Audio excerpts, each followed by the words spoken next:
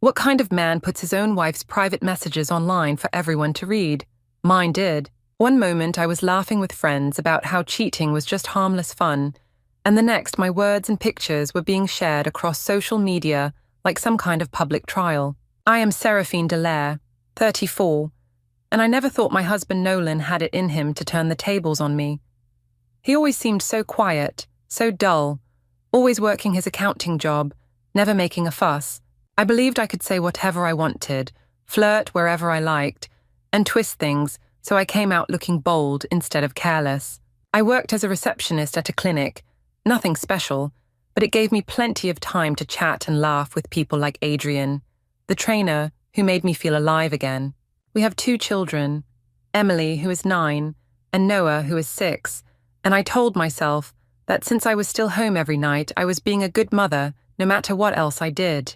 My sister Marla encouraged me at first, saying women deserve to live freely, while my mother-in-law Karen only ever frowned at me like she knew the storm was coming. I believed Nolan would never dare to fight back, that his silence meant he was too weak to stop me. What I did not see was that he was already gathering, already planning, and that every little joke I made was becoming the evidence he would use to destroy the story I thought I controlled. It all started at a dinner out with friends, the kind of evening where the table was crowded with glasses and plates, and the laughter got louder as the night went on. I liked being the one people listened to, the one who made the bold comments that got a reaction. Nolan sat there beside me, as steady and quiet as always, never competing with me for attention. That gave me freedom to say what I wanted. I leaned into the role of the daring wife who didn't fear the truth, and I said cheating was nothing more than harmless fun. Some of my friends laughed loudly, a few laughed nervously, and 1 or 2 just stayed quiet, but I could feel the rush of being in control. I loved the way their eyes flicked toward Nolan, waiting for his response, and he gave them nothing. He just looked down at his glass, his silence making me bolder. I told myself he was too embarrassed to fight back, too weak to challenge me. To me, silence meant victory. When we got home later that night, I noticed he pulled out a small notebook and wrote something down at the kitchen table.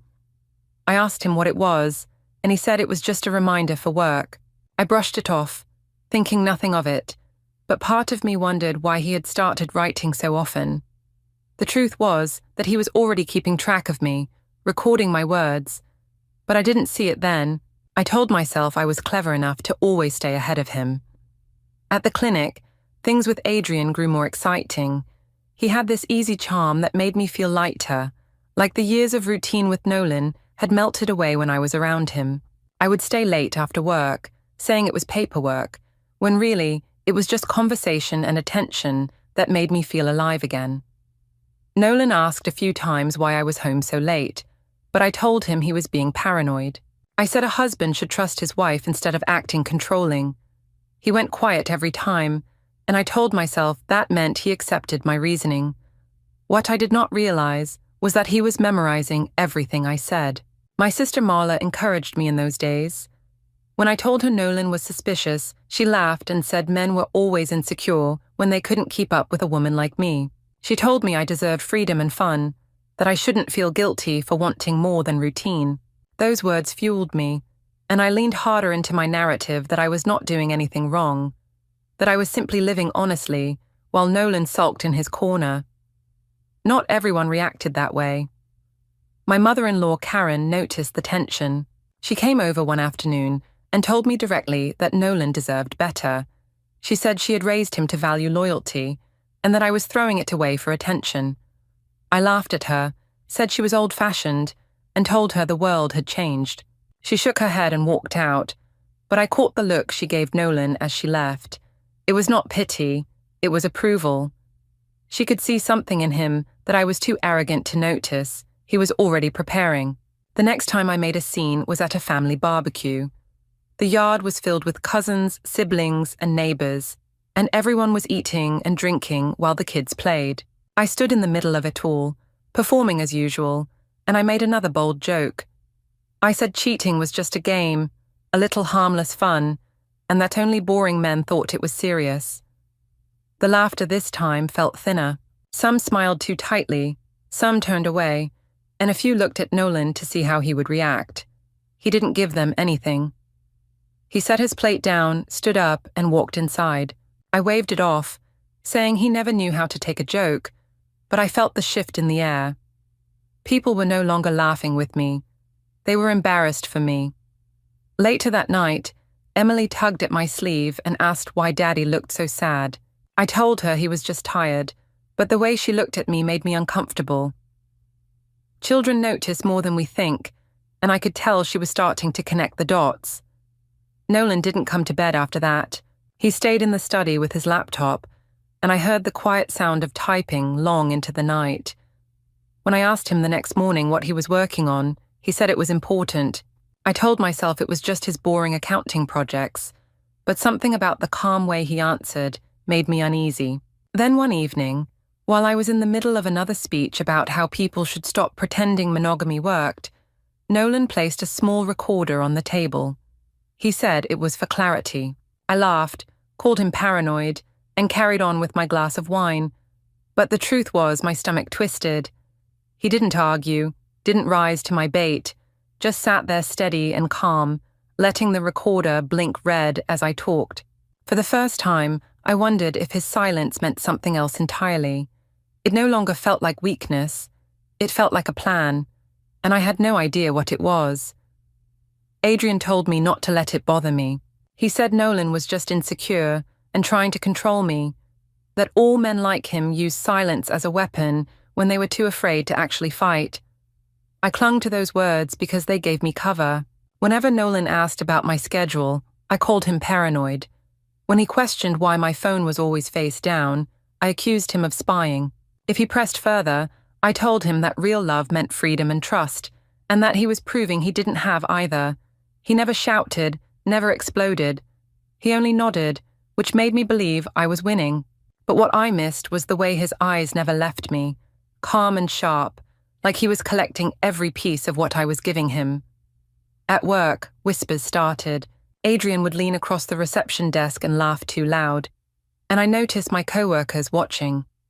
One of them even asked if Nolan knew I spent so much time at the gym. I brushed it off and said Nolan was boring and didn't care, but in my head, I started to worry. If gossip had reached the clinic, then how far could Nolan's awareness have stretched? Still, I reassured myself that even if he suspected, he was too passive to do anything. I kept telling myself his silence was the same old weakness. My sister Marla stopped sounding as supportive as before.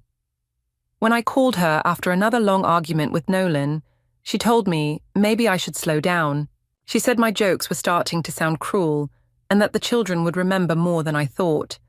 I told her she was being dramatic and reminded her how she once told me I deserved freedom. She went quiet on the phone, and that silence was heavier than anything Nolan ever gave me. The breaking point came at another gathering, this time at a restaurant with friends. I had a little too much wine and decided to show off again. I laughed and told everyone at the table that cheating was nothing serious, just harmless fun, like flirting at the gym or sharing a drink after work. Some laughed, some didn't, but the silence that followed was enough to make me uneasy. Nolan didn't say a word. He simply stood, placed his napkin down, and walked out. No scene, no lecture, just his steady exit. I waved it off to the group, saying he was humorless, but I felt the embarrassment settling on me instead of him. The next morning, I went shopping and tried to use our joint card. It was declined. I thought it was a mistake, so I tried again, but the same result. My phone buzzed with a message from the bank saying changes had been made to our accounts. I raced home, furious, and demanded to know what Nolan had done. He told me calmly that finances were being reorganized for stability. I accused him of punishing me, of trying to trap me, but he didn't react. He simply returned to his notebook and kept writing. The sound of his pen scratching the page while I shouted was unbearable. I left the room, slamming the door, but for the first time I felt like the power in the house wasn't mine anymore. Adrian tried to reassure me again, saying Nolan couldn't keep me under control forever. He told me men like Nolan always cracked when pushed, but I noticed Adrian was pulling back too. He answered my messages later than before, cancelled plans more often, and changed the subject whenever I brought up Nolan. He liked the thrill, not the fallout, and I started to see that he was never going to stand beside me if things collapsed. He was only there for the fun, not for the storm. The children felt the tension most of all. Emily asked me why Daddy changed the bank cards and why he never came to bed anymore. Noah clung to Nolan more than usual, refusing to let go of his hand when they walked together. I told them Daddy was stressed, that he was being dramatic, but they didn't look convinced. Their little faces carried doubt, and that doubt pierced me more than I expected. Late at night, lying in bed alone, I listened to the sound of Nolan's keyboard clicking in the study. I imagined him typing up endless spreadsheets for work, but another part of me wondered if he was building something against me. The thought made my skin prickle, but I forced it down. I told myself I was too important, too central, too clever to ever be cornered. But his calmness haunted me more than anger ever could. His silence was no longer soft. It was sharp, and I was starting to feel the cut. The first time I realized Nolan had stepped far beyond silence was when I woke up to messages from friends asking if I was okay. I didn't understand until I opened my phone and saw my own words staring back at me on social media. Screenshots of texts I had sent to Adrian, fragments of conversations where I bragged about how Nolan would never catch on, even little jokes I had typed about how marriage was boring. All of it was posted neatly, calmly, with captions that simply said these were my words. There was no rant, no name-calling from Nolan, just proof. People were sharing and commenting, and suddenly the laughter I used to feed on was turned against me. Some said they weren't surprised, others said they felt sorry for Nolan, and a few said I deserved whatever came next. My stomach dropped because I realized he hadn't shouted, hadn't fought. He had let my own voice do the damage. I stormed into the study, demanding to know how he could humiliate me like that. He said it was not humiliation, it was truth, and that people had the right to know the truth when I had made a performance of mocking him. I tried to spin it, telling him he was abusing my privacy, that he was punishing me for being honest about what I needed. But his calm stare didn't budge. He told me it wasn't about punishment, it was about protection. For himself, for the children, and for his future. I walked out of the room shaking, but he didn't follow. The fallout was instant. At work, whispers followed me everywhere. I caught coworkers huddling over their phones, and when I walked in, they suddenly went quiet. Adrian texted me that we needed space, that this was too messy, and within days he stopped answering altogether. The man I had painted as my escape vanished without a word, leaving me to face the storm alone. I told myself he was a coward, but deep down, I knew he was just never invested in anything more than the thrill. Without him, the affair that had once made me feel powerful now looked ridiculous, almost childish, in the cold light of day. Marla finally called me, but instead of support, her voice was sharp. She said Nolan had reached out with the evidence, and that she couldn't defend me anymore. She said the children were the priority now, not my freedom. I begged her to remember how she once told me I deserved more, but she said that was before she saw how far I had gone. Then she hung up, leaving me more isolated than ever. Karen, of course, wasted no time stepping into the spotlight. She told anyone who would listen that her son had finally stood up for himself, that I had brought this on myself. She visited the children often, and I noticed how they seemed more relaxed around her and Nolan than around me. I told myself it was because he was bribing them with calmness, but the truth was simpler. They trusted him more. Then the legal papers came. I was summoned to a meeting at his lawyer's office. When I arrived, Nolan was already there, calm as ever, his lawyer flipping through a thick folder. Inside were records of everything, transcripts from the recorder I had mocked, screenshots from my phone, statements from friends and family who had witnessed my public jokes. The lawyer explained how finances had been secured under Nolan's management and how custody arrangements were being prepared. I tried to argue that I was still their mother, that he was making me look unstable on purpose, but every word I said seemed to feed their case instead of weaken it. I walked out of that meeting with my legs trembling, but I still told myself I could fix it. I called friends again, tried to spin the story, said Nolan was cruel and controlling, but this time no one laughed. Some didn't answer at all, and the ones who did only said they didn't want to be in the middle. The circle that once fed me energy was gone, replaced by silence heavier than Nolan's had ever been. The children felt the shift too. Emily asked me one night why people at school mentioned my name and laughed. She said classmates had seen things online. I told her it was just lies, but she looked at me with doubt that cut deeper than any comment from a stranger. Noah didn't say much, but he clung to Nolan's hand more tightly than mine. I tried to pretend it didn't hurt, but it was obvious. The children were starting to see me through the eyes of everyone else. Nolan never gloated. He didn't throw it in my face. He just kept moving forward with his calm steps, building his case, securing his ground, and leaving me with fewer places to stand. His silence wasn't weakness anymore. It was structure, steady walls closing around me, built from my own words and my own arrogance. And for the first time, I saw that the performance I thought I controlled had been his all along. The court date arrived faster than I expected. I thought there would be delays, time to fix things, time to convince people that Nolan was the villain and I was the one who had been mistreated. But when the day came, there was no delay, no hesitation. Nolan walked into the courtroom with his lawyer, calm and collected, carrying a folder so thick I felt sick just looking at it. I tried to keep my chin high, reminding myself that I'd always been the louder voice, the one people listened to. I thought if I spoke with confidence, I could still turn the story my way.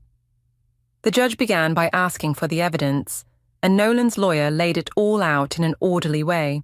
My own words, typed in messages, recorded in conversations, repeated by witnesses who had once been my friends, filled the room. Every time I heard my own sentences read aloud, they sounded harsher than I remembered. What I had once called harmless fun or clever jokes were suddenly stripped bare, exposed as cruelty and mockery. The judge listened with no expression, flipping through page after page while I sat frozen. When it was my turn, I tried to explain. I said I was being modern, that I was only saying what everyone else thought but never admitted. I said Nolan was punishing me for being honest about how I felt. I tried to frame myself as brave and progressive, but my words fell flat. The judge didn't laugh, the lawyer didn't blink, and Nolan didn't even look at me. He sat steady, hands folded, letting the evidence speak louder than I ever could. Then came custody. I argued that as their mother, I deserved to keep Emily and Noah with me. I said Nolan was distant, that he never connected with them emotionally. But then his lawyer presented school records, medical forms and activity sign-ups, all signed by Nolan.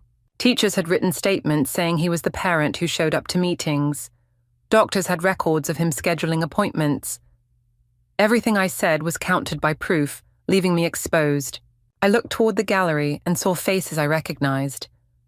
Friends who once laughed at my side, co-workers who used to whisper with me at lunch, even Marla, my own sister, sitting stiffly with her arms crossed. Not one of them smiled. Not one looked like they were on my side. Marla had even given a statement for Nolan, explaining how she had warned me and how I ignored her. The betrayal stung, but I knew it wasn't betrayal. It was me. I had given them all the reasons to step away. Karen, his mother, sat near the front, her expression hard but proud. I remembered how many times she had told me not to mistake Nolan's silence for weakness. She had been right, and now I was the one who looked small while her son stood tall. The children weren't in the room, but I knew the decision being made would shape how they saw both of us forever. The judge's decision was clear. Nolan was granted primary custody, with me allowed only scheduled visitation under strict conditions. Financial accounts would remain under his control until the divorce was finalized. The house would stay with him, ensuring stability for the children. The ruling was spoken in calm, measured tones, but to me it felt like a hammer slamming down again and again. I tried to object, to say it wasn't fair, that I was being punished for words, not actions, But the judge reminded me that words have consequences, especially when they damage a family. That simple statement silenced me more effectively than Nolan ever had. For the first time, I had no clever retort, no way to twist it. When the session ended, Nolan stood, gathered his papers, and walked out without even glancing my way. People murmured as he passed, nodding slightly in respect. No one looked at me. I stayed seated, clutching the papers in my hands, feeling them grow heavier with every second. Outside, I followed at a distance, my legs unsteady. On the courthouse steps, I saw Nolan holding Emily's hand in one and Noah's in the other. They looked calm, even relieved, as if they knew their world was safer now. Karen walked beside them, her hand resting on Nolan's arm, steadying him, though he didn't seem to need it. The sight of them together, strong and unified, made me realize how completely I had lost. I stood frozen, watching as people passed by without caring who I was. The whispers were no longer about how daring or bold I was. They were about how Nolan had handled everything with dignity. The same silence I had once mocked had become his greatest weapon. He never had to raise his voice. He only had to let me bury myself with my own words. And in the end, that was exactly what I had done. Walking away from that courthouse, I thought the hardest part was over. I told myself I would rebuild, that I could still talk my way back into control, that people would eventually forget. But the truth followed me everywhere. At the clinic, co-workers avoided me. Patients who knew me from town looked at me with a mixture of curiosity and pity. I used to love being noticed, but now every glance felt like judgment. Whispers filled the break room, and even though no one said anything to my face, I knew they had seen the posts Nolan had shared and heard the details from others. My jokes, the same ones that once made me feel bold, had turned me into the punchline. At home, or what was left of it, the silence was unbearable. I stayed in a small apartment after Nolan secured the house, and the emptiness pressed on me. The children only came by during scheduled visitation, and even then, they were different. Emily sat politely, talking about school, but always careful with her words. Noah clung to his backpack and asked constantly when he would see Daddy again. Their distance stung more than any bank alert or court ruling. I wanted to tell them I was still the same mother, but deep down I knew I wasn't. I had chosen to perform for friends instead of protecting them, and now they were learning to live without me at the center. Nolan never gloated. That made it worse. He didn't send messages mocking me, didn't show up to wave his victory in my face. He didn't need to. His calm silence continued, and it cut deeper than any fight ever could. Every time I tried to tell someone he was cruel, they pointed back to the evidence. They reminded me that he had never lied, never raised his voice, never done anything outside the law. He had let me be the storm while he became the shelter, and in the end, people respected the shelter more. Adrian was long gone.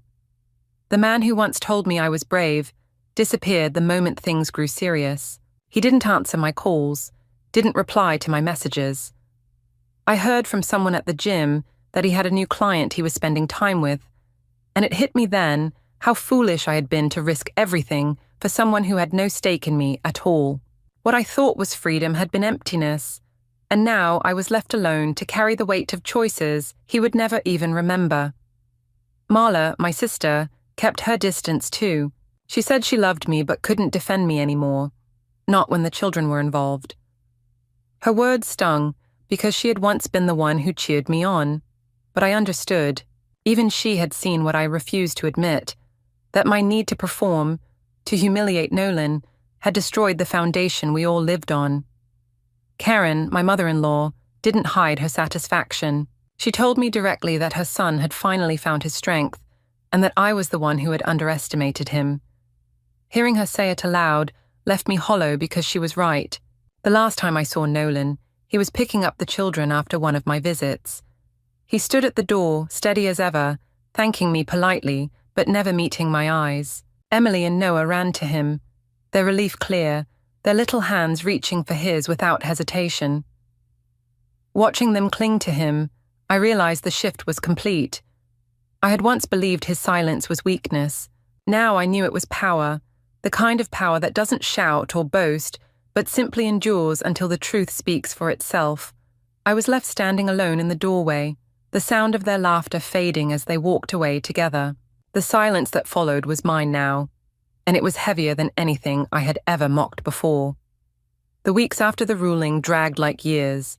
I thought I would adjust, thought people would get tired of talking about me, but the whispers never stopped. Every time I stepped into the grocery store or the coffee shop, I caught fragments of my own story told in lowered voices. People would glance at me, then quickly look away, and I knew they were remembering the screenshots Nolan had released or the things I had said in front of them at parties. It wasn't just my reputation that had changed, it was the way the whole town seemed to see me now. I wasn't bold anymore.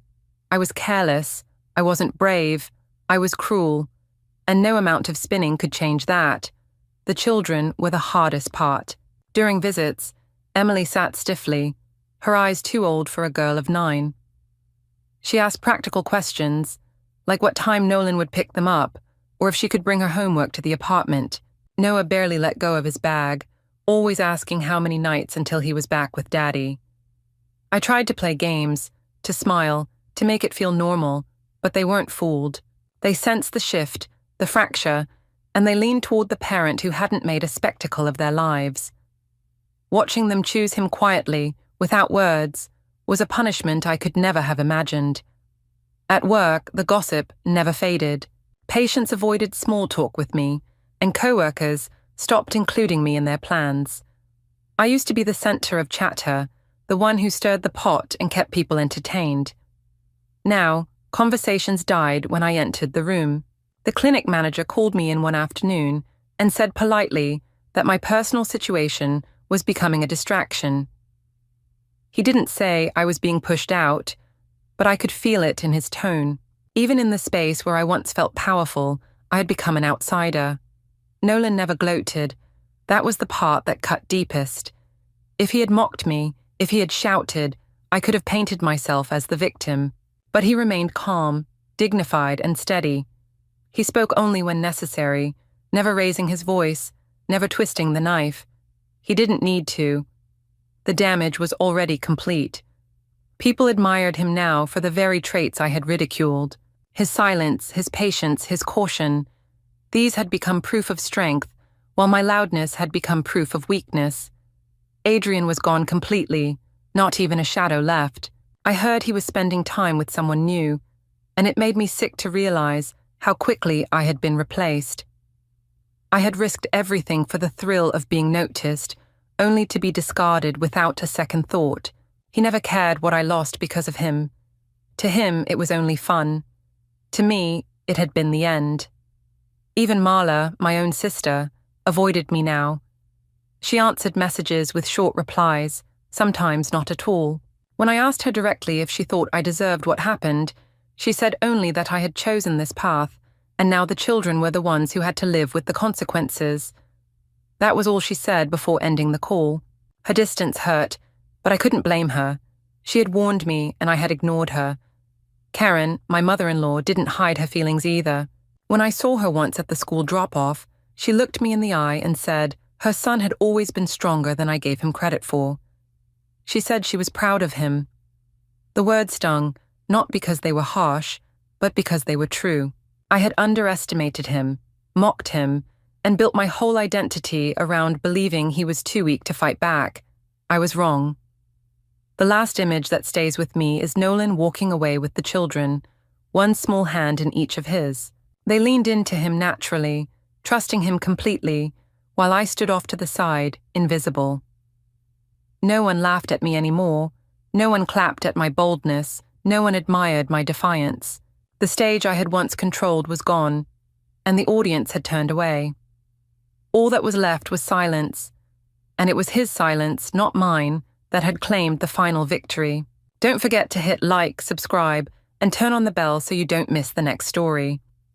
Write in the comments from which city are you watching? You watching? You watching? You watching? You watching?